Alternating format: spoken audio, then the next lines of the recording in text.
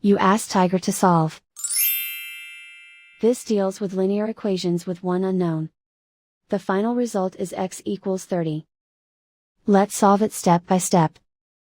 Group all constants on the right side of the equation. Add 3 to both sides. Simplify the arithmetic.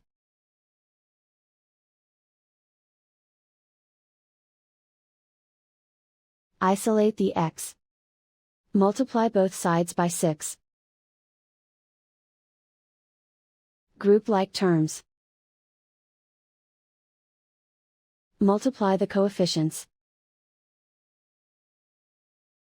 Simplify the fraction. Simplify the arithmetic. And so the final result is x equals 30.